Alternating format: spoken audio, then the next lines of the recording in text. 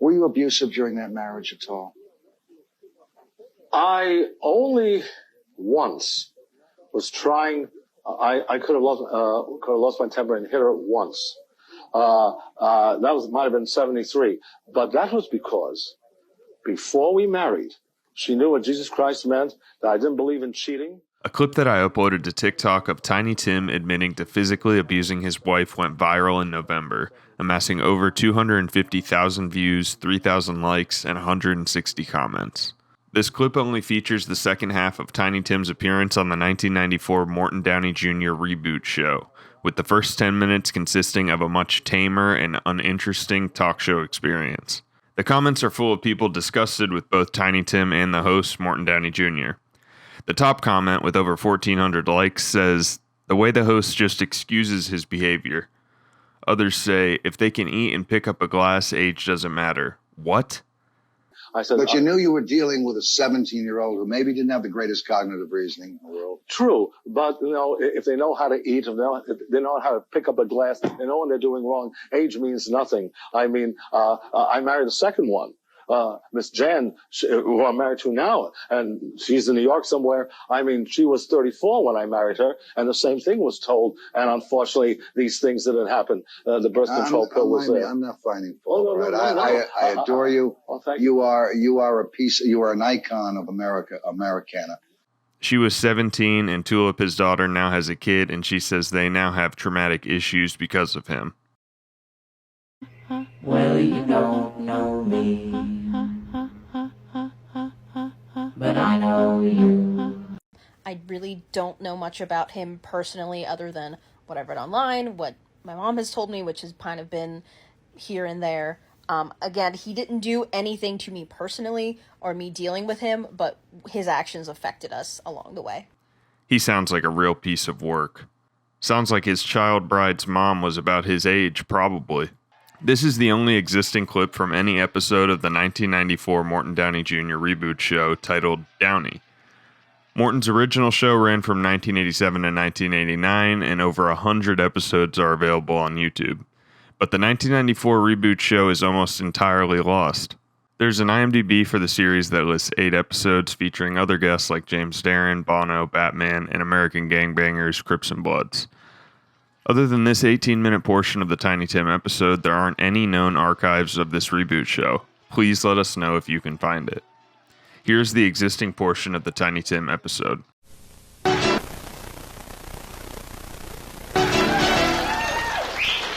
Howard, I think you showed the star to the dressing room.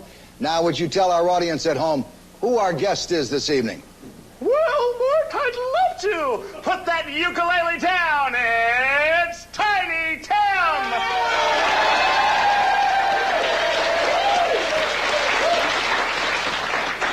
Tiny, every evening, every day, my producers give me questions to ask. You and I have done shows several times over the course of the last 10 years. I don't want their questions. I have some of my own. So, let's have some fun together. First of all, Mr. Downey, it's nice being on your show again. Nice having the show again. And nice being here in Palm Springs. Oh, isn't it beautiful down here? Unbelievable. Huh? The boneyard of show business? Unbelievable. There we are, folks. Tiny, have you ever been asked what your real birth name was? Yeah, it's Herbert Corey. Herbert B. Corey. I don't blame you for using the name Tiny Tim. I'm teasing you. What or how did you develop your distinctive singing style? Well, like it or not, I really thank Jesus Christ for his blessings, because I just had a normal style. He never sang like that. Well, but he gave me a style which I believe when I prayed to him that was a little different.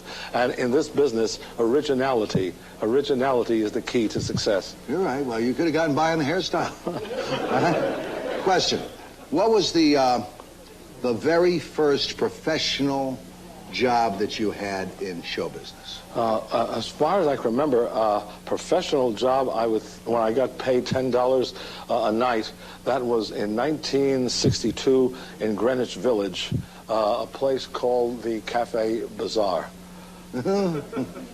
Cafe Bazaar, 1962, so we're talking a little 30-plus years that you've been in the business. I mean, I've been paid for amateur nights sometimes, but in the 50s, but I didn't really work at the places. They just paid me for winning the contests. When was the, what did you do before you sang, before you picked up the ukulele and started singing? My best job I had was the messenger for Lowe's MGM, 1951 to 52, when Lowe's had the home office in New York City on 45th Street at 1540 Broadway. You were in Laugh-In. Do most of you folks remember Laugh-In? What year did you start in Laugh-In? That was January 24th, 1968. 24th, 1968, That was the first Laugh-In show. You became a permanent fixture. Excuse me, Mr. A semi-permanent. Yeah, I wish I were permanent. Did you, what kind of dough did they pay in those days? It was $7.50, if I remember correctly, for those initial Laugh-Ins. Then when Tip Us with Tulips hit the charts in 68 of May, Mr. Silver, who managed me, wanted about $7,500 or $5,000, which really I wish that never would have happened, but that's what they asked, and they used me sporadically. I remember the first time I saw you, and I wasn't sure exactly what to think, and I imagine a lot of other folks felt the same way. Did that bother you? Did you feel you were being, did you feel that you were held up to ridicule? Yeah, well, it was tough to get letters. After the Laugh-In show, 98% pan mail. They said, where'd you get them from? What's happening to the world? The Los Angeles Times said a low boo to Tiny Tim. But even though that was rough, I'm not saying it wasn't, sorry. That's the same thing that happened when I had this long hair in 54 around the neighborhood in New York City and Washington Heights. Only this time, it was on a larger scale. It was around the world. Giant, what's the biggest year of earnings you ever had? How much money? That was, well, I'd say 68, 69 altogether. In those years, I'd say it must have been about near 2 to 4 million. 2 to 4 million bucks. How much of that did you have to pay out to managers, to agents, to other people who were there to share in your success? Well, the honest truth is that I only got $100 a week allowance. They kept me at the Sunset Marquis Hotel. They sent maybe about $300 a month to my parents, and the rest, you know, sometimes they covered the amount so I wouldn't tell the press.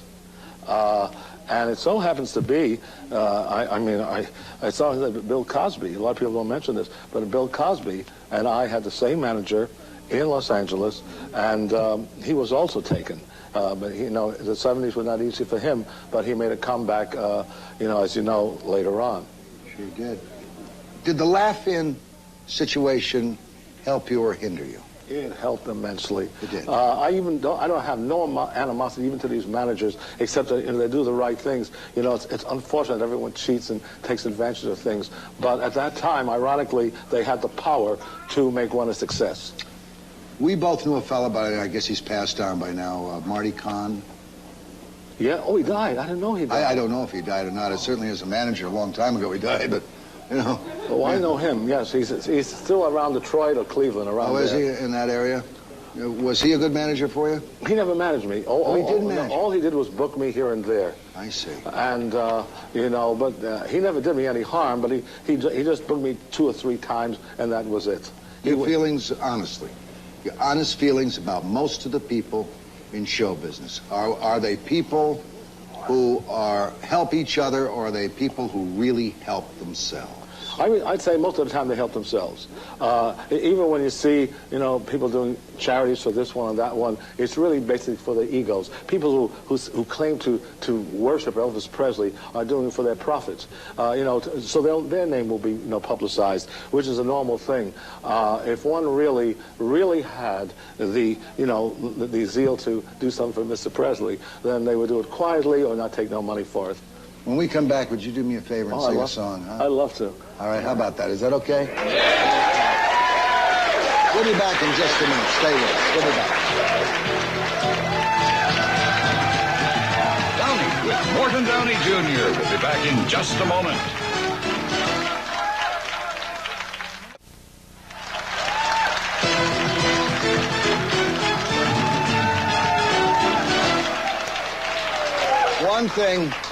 One thing we do a lot of in our business, Tiny, is we BS the public, we BS ourselves, and we're not always straight out about things. Your heart has always been absolutely gold. Would you show some of your heart through one of your songs for us? Well, tonight, thanks.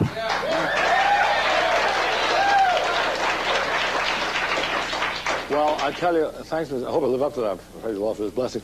But your father, the great Mr. Morton Downey, had sang a song which I'm still trying to get. I think was called "I'm Proud to Be Mother's Boy," which was recorded from the movie Mother's Boy. Oh, wow. Which was the very first talking movie made, but was not released first. Al Jolson's was released first. I didn't know. And it wasn't my dad who starred in that. He sang the song, but that's where he met my mother. All right, and my mother starred in that film. Well, thanks for letting me know, because I'm still trying to get that song. The Lincoln Center Library mentioned great reviews of that, which he recorded for Victor Records. But for Mother's Day, here's a great song, also sung in 1927 by various singers. You're always a baby to mother. She never stops caring for you. Even though years have passed since you played with each toy, she'll kiss you and call you her own baby boy. When everyone else has forgotten, she's one pal who never says no. You're always a baby to mother, no matter how old you may grow.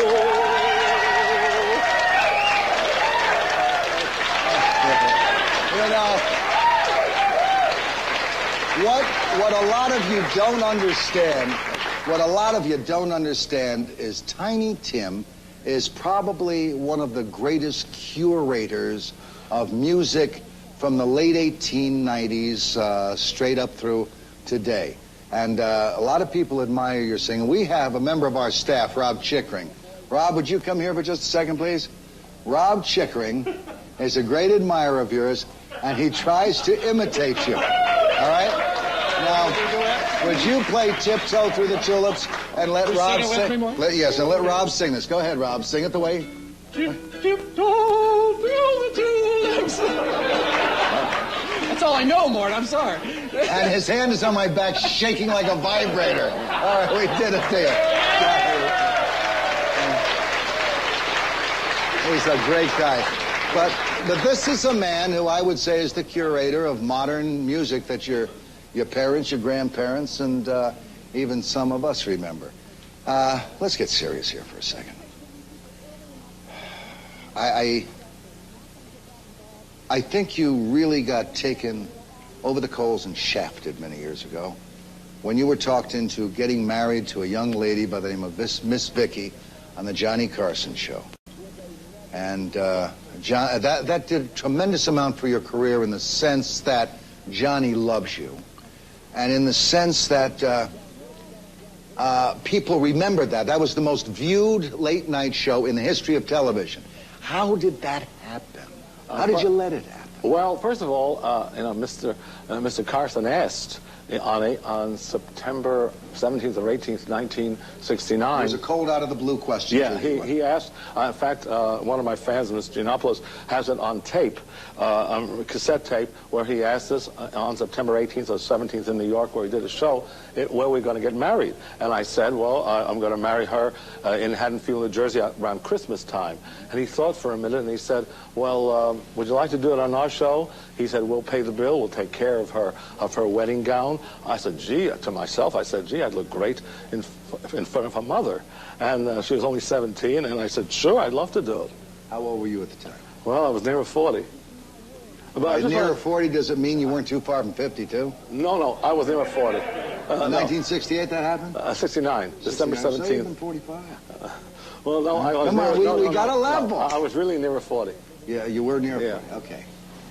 Did you think it would ever work out, that marriage? Yes. I always thought, I told Miss Vicky before the marriage, before we even got engaged, in August of 1969 in the Steel Pier, where I was there for about a week. Down in Atlantic City. Yeah, I said to her that if we marry, I don't believe in birth control. I mean, marriage is only for children here. You don't have to marry me. But if you're lying, there's a higher source that knows about it. No, I want to marry you. Okay, fine. I said. But you knew you were dealing with a 17-year-old who maybe didn't have the greatest cognitive reasoning in the world. True, but if they know how to eat, if they know how to pick up a glass, they know when they're doing wrong. Age means nothing. I mean, I married the second one. Miss Jan, who I'm married to now, and she's in New York somewhere. I mean, she was 34 when I married her, and the same thing was told, and unfortunately, these things didn't happen. The birth control pill was there. I'm not finding fault. Oh, no, I adore you. Oh, thank you are an icon of Americana. There's a lot of us.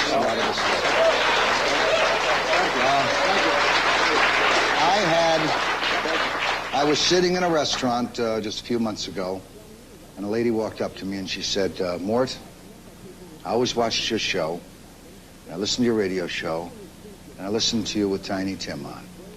What do you think of Tiny Tim? I said, I think he's a wonderful, decent, kind-hearted human being. I think he's really been given the short stick.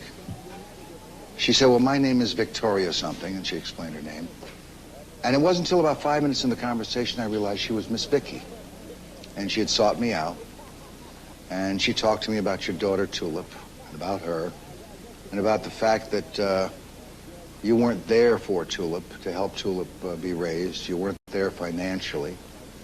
And that she felt she had been put through an awful lot in life. And I said to her, well, did you get any benefits out of it? And she said, yes, I guess I met a lot of people that I wouldn't have met before. Were you abusive during that marriage at all? I only once was trying. I could have lost my temper and hit her once. That might have been 73, but that was because before we married, she knew what Jesus Christ meant. That I didn't believe in cheating. I didn't believe in anything of fooling around. She was fooling around with me in 71. She left me in 72 with a male model. Who's now the publicity man for the Limelight in New York, the disco. She left me. There was a letter from somebody in Bermuda, some man she met when we played there, who wrote to her without my knowing, and she had committed adultery before the marriage. Then one day I had a date to meet, and I'll tell you who it was, to go to Cindy Adams and Joey Adams' place. I wanted her to go there so that she could see them. Cindy, a wonderful person. Oh, God bless her. Both wonderful people. And definitely she was ready to go, and then she changed her mind. I said, you're changing your mind now. You're embarrassing me in front of her. You're ready to go. They're waiting for you. And yet you went and left me for this guy here a couple of years ago, and now you're doing that because I need you? I said, you son of a gun, you. I mean, this is an embarrassment not only to myself, but to Miss Adams. She didn't want to take the chance to even do that. So basically, of course, I get angry there. I think I was a little justified. The woman committed adultery on me, and I still wouldn't divorce her because I don't believe in divorce. She got a divorce because the state of Jersey gave it to her in 1977 when I couldn't afford to come up there. If you could talk to Tulip right now, what would you say to her? I would say to her, you don't have to call me father, because I wasn't there, as the article said in the Inquirer. I saw and the Inquirer, said this. The Inquirer article was no new news because he just said, Mr. Downey, she knew back in 1972 that the funds were low and that every day pay the rent. So I would say to Miss Tulip, look, you don't have to call me father, but I have my faults. I'm sorry this career could not make it work for you. But, and I'm not trying to find fault, but the Inquirer did not say this. The Inquirer did not say, and I told Mr. Nelson, who wrote the article. Let's talk about the Inquirer, which I happen to think is a slimeball, sleazebag, puke dirt piece of crap. We'll come back. We'll come back, and I hope you do, because you deserve it. You deserve good things to happen again. Stay with us, please. This is Downey, and Mort will be back in just a moment.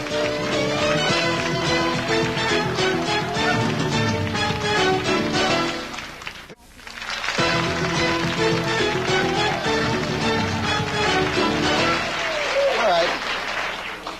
Tiny, let's face it, all of us have been down on our luck at one time or another. Some of the folks are saying that I'm now making a comeback as a talk show host, that I had to slink away with my tail between my legs and become a movie actor. And that is about as low as you can get in this business. But you're coming back, so you must have... Let's go to the loudmouth, see what this gentleman has to say. Go ahead, sir, you're on. Yeah, Tiny Tim, I wondered what you're doing now and when you're going to make some guest appearances so we can all, from us back in the 60s, so we can enjoy you again.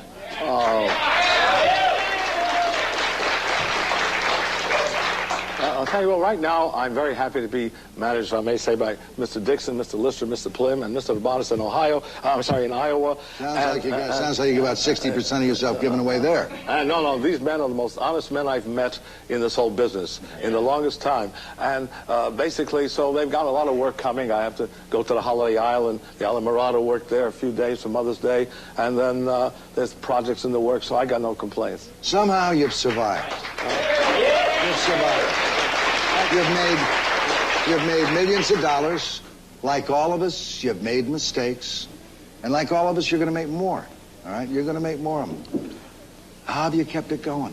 Well, once more, I really want to say, I just thank Jesus Christ for his blessings, the prayers, trying to do what he wants. It's tough to eat a rosary bead. No, but it's a great support. And also, I may say... You got support from a lot of folks here, too, you know. Everyone here wishes you good luck on your coming. And frankly, thanks for dispelling the rumors, and I hope Tulip comes around. I hope Miss Vicky understands that your heart broke, too. And I hope you understand we all love you. Mr. Downey, thanks so much. God bless you. Thank you.